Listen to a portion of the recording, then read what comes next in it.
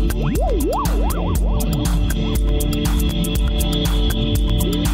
better part of a man is soon plowed into the soil for compost. By a seeming fate, commonly called necessity, they are employed, as it says in an old book.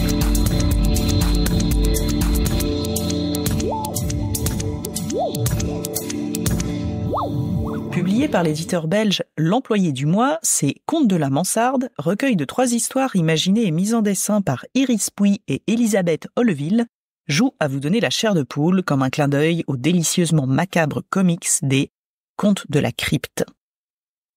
Les 3 histoires, ou 3 nouvelles, ont pour cadre un appartement sous les toits mansardés de Paris pendant 3 étés caniculaires. Toutes ne se déroulent pas tout à fait de manière idyllique malgré les bons sentiments des personnages. En jouant sur les ressorts de l'étrange et de l'effroi, les autrices installent un climat singulier entre surnaturel et réalisme, mystère et névrose très contemporaine. À travers un parti pris graphique sobre, les autrices dressent le portrait d'un quartier, d'un mode de vie et d'une génération pas toujours très calée dans ses bottes. Si les références à la pop culture et aux histoires horrifiques sont bien présentes, ces histoires-là s'inscrivent dans la tradition française des contes grinçants à la Marcel Aimé, où le destin est bien plus fort que tout le reste. Rencontre avec Iris Pouy et Elisabeth Holleville. PS, on ne dira rien, mais alors vraiment rien, sur le fait que je m'obstine à prononcer mansarde, mansarde, dans le podcast. Mais bon, entre un Z et un S.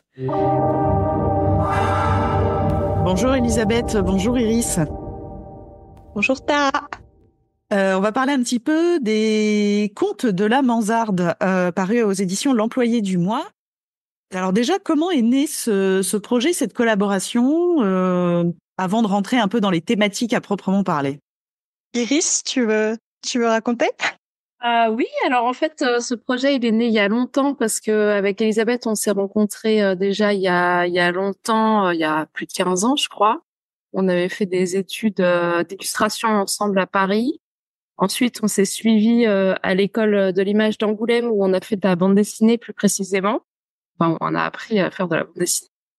Et à ce moment-là, on a commencé à collaborer dans des fanzines, faire des petites publications. Et la première histoire de ce recueil, en fait, elle est née à ce moment-là.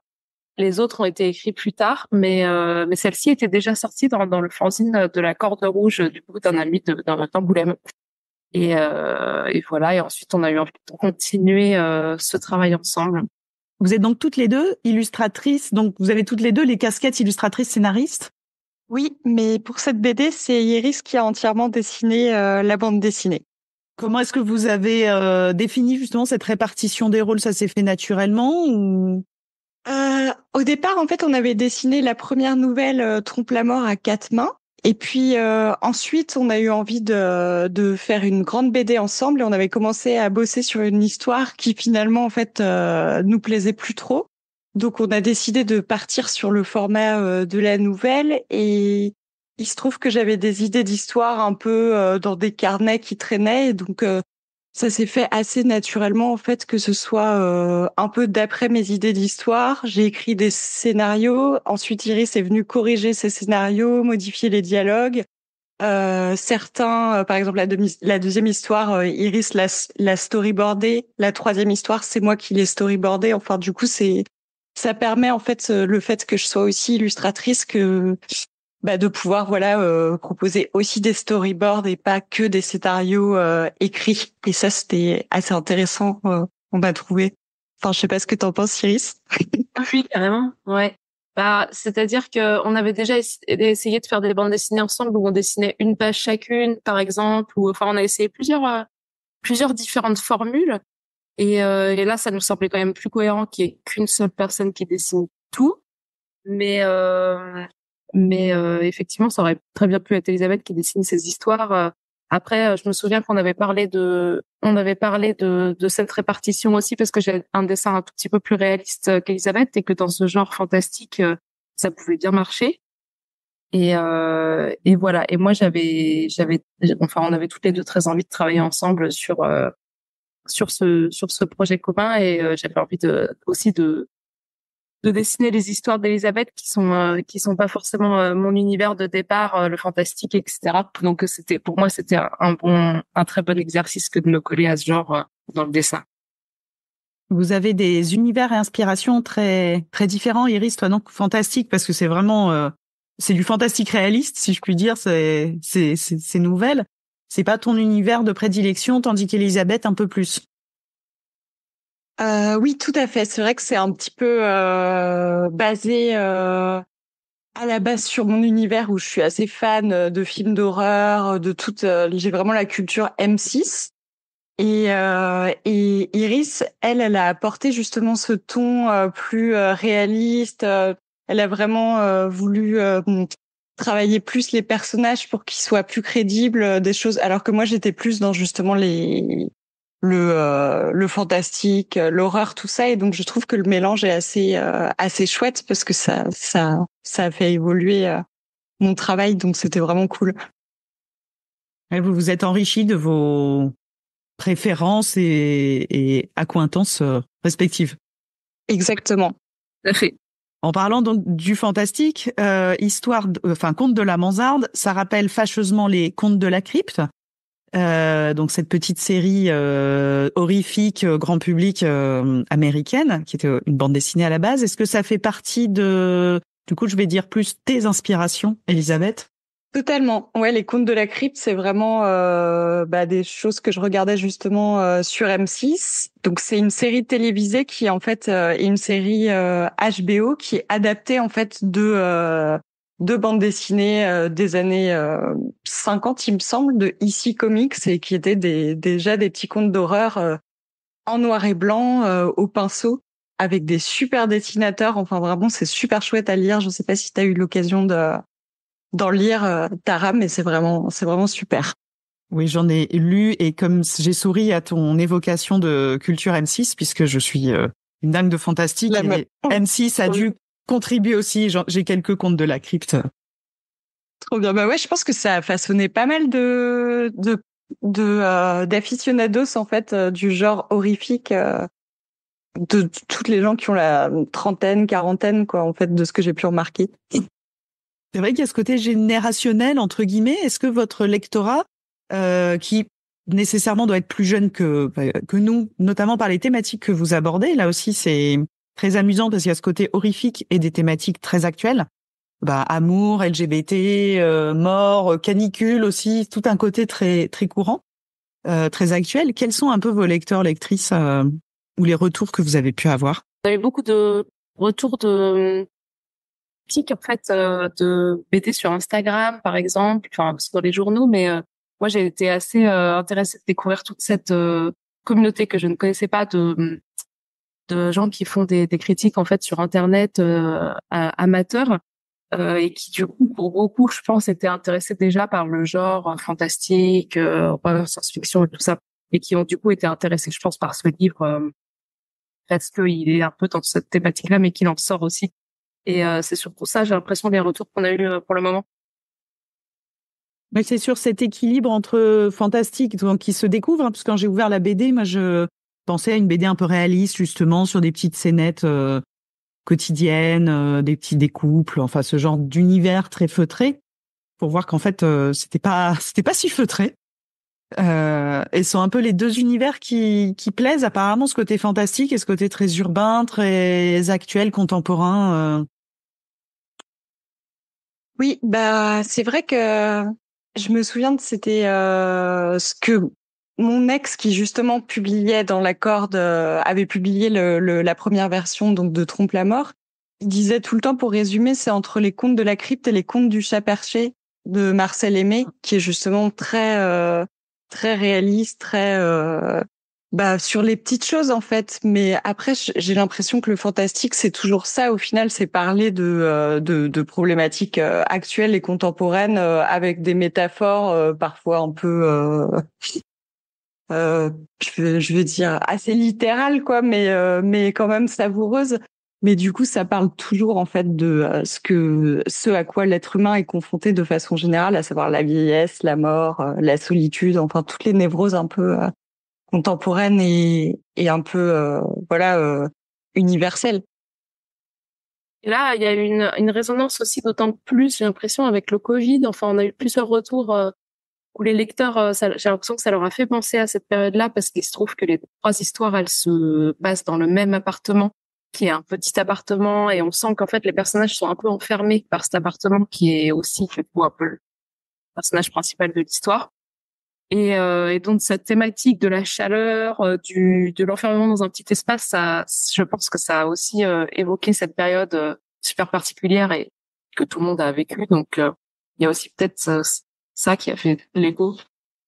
C'est vrai que tout le monde s'est retrouvé en fait à vivre comme un auteur de BD confiné quand il y a eu le confinement. C'est nos vies qui étaient. Moi, je me souviens que ça faisait depuis 8 ans que je travaillais en atelier, chez moi, et en fait, je me suis dit, je vais prendre un atelier juste avant le confinement. Et du coup, c'était trop la blague parce que pendant 2 semaines, en fait, j'ai commencé à m'habiller le matin pour aller à l'atelier, alors que d'habitude, je travaillais toujours en pyjama chez moi. Et puis en fait, bim, confinement. Donc du coup, je me suis dit non, mais en fait, ça sert à rien de sortir de chez soi. C'est vraiment, on est. C'était une période très particulière qui, en effet, je pense, peut-être résonne bien avec les histoires.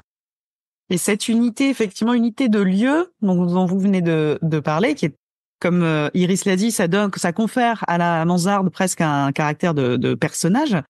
Elle est venue naturellement ou vous l'avez un petit peu déclinée sans les trois dans la mesure où c'était déjà dans la première histoire? Ah, c'est une bonne question. Ouais, non, en fait, c'est venu effectivement de façon c'était pas initial en fait comme idée. C'était plutôt un moyen de regrouper les trois nouvelles. Moi, j'avais cette idée des corps, justement des enveloppes des corps de la troisième histoire depuis longtemps. Et en fait, quand on s'est dit qu'on allait l'utiliser pour le livre, et en fait, à ce moment-là, on s'est dit en fait, peut-être que ça pourrait être dans le même appartement et qu'il se passe toujours des choses surnaturelles dedans. Donc c'est venu dans un second temps. Il y a aussi un personnage qui est super important, j'ai trouvé, c'est celui de cette vieille dame qui raconte les histoires dans le bistrot en bas de l'appartement. Est-ce que je suis allée un peu loin ou est-ce que c'est un peu pour faire le pendant de l'appartement? C'est-à-dire, il y a le côté très intérieur, très intériorisé de l'habitation, et à l'extérieur, cette personne qui sait des choses et qui les partage au bistrot avec qui veut bien l'entendre. Moi, ce que je trouve super, c'est quand on fait un livre, de voir la réception qu'il a et de choses qu'on n'avait pas forcément pensé. En fait, je pense que ce personnage-là, il était plutôt pour nous une référence directe au gardien des contes de la crypte, qui est du coup le personnage, le squelette qui a introduit les contes dans la série télévisée et aussi il me semble, dans les livres. Et du coup, c'était plutôt pour faire référence à ça. Et en même temps créer un personnage un peu parisien, comme ça, un peu gouailleur, qui ramène aussi de l'humour et de la distance sur ces histoires qui sont quand même assez sombres et qui voilà les ouvre et les ferme avec un peu d'ironie, quoi. Et vous avez parlé, le terme il revient depuis le début, ça m'interpelle, vous parlez de nouvelles qui, je sais pas, peut-être c'est plus courant en bande dessinée que je ne le pense, mais il y a quelque chose de très naturel dans la bande dessinée avec la nouvelle, tandis que paradoxalement en littérature, en tout cas en France, c'est un peu plus timide ou plus difficile. Est-ce que c'est un format que vous pratiquez par ailleurs particulièrement? Pourquoi d'ailleurs ces nouvelles? Alors la nouvelle, c'est un peu le format par lequel, j'imagine, comme les écrivains commencent quand ils débutent en fait. Et donc nous, on a toujours commencé par faire des nouvelles dans des fanzines. Tu fais des petites BD d'abord de 3 pages, ensuite de 6 pages, puis de 10 pages. Et donc du coup, c'est comme ça en fait qu'on peut se mettre à faire des récits plus longs. Donc c'est vraiment un super exercice stylistique, la nouvelle. Donc c'est pour ça que c'est naturel en fait, parce que c'est le premier truc que tu fais quand tu commences à faire de la BD, c'est de la nouvelle. Et après, je trouve que c'est une forme qui est quand même intéressante parce que on peut dire quand même pas mal beaucoup de choses, même si c'est court. Il y a moyen de faire quelque chose d'assez savoureux. Et d'ailleurs, je lisais les nouvelles de Bukowski il y a pas longtemps, que je connaissais pas du tout comme écrivain. Et il y en a une où un type justement rétréci parce que sa femme est toxique, et du coup j'étais là, incroyable, il a eu la même idée et tout. C'était vachement mieux d'ailleurs, franchement. Je me suis dit heureusement qu'on l'a pas vu pendant qu'on faisait la BD, parce que c'est le genre de truc où tu te dis à quoi bon en fait à quoi bon si quelqu'un a déjà eu la même idée et l'a fait en mieux, quoi. Mais ouais, du coup, c'est rigolo de voir que la nouvelle, c'est quelque chose qui se... Oui, c'est comme le court-métrage en film. En fait, c'est vraiment un format d'essai, je pense, pour des jeunes auteurs, peut-être. Je sais pas, Iris, t'en penses quoi? C'est surtout qu'en fait, on aimait bien cette première histoire qu'on avait faite ensemble. Elle était trop courte pour être publiée en tant que telle dans un livre à plus grande diffusion. Et du coup, on a imaginé les deux autres un peu comme ça, une trilogie. Ça marche toujours assez bien de mettre 3 histoires. Et du coup, ça permettait d'avoir, ouais, effectivement, un livre un peu plus important, mais c'est vrai je pense qu'il y a beaucoup de choses aussi qui nous relient du fait qu'on est amis et qu'on a fait nos études ensemble. On a lu pas mal de livres américains. Moi, j'aime bien les nouvelles de Adrienne Tomine. J'ai trouvé toujours que c'était un super genre en bande dessinée qui est effectivement pas hyper développé en France.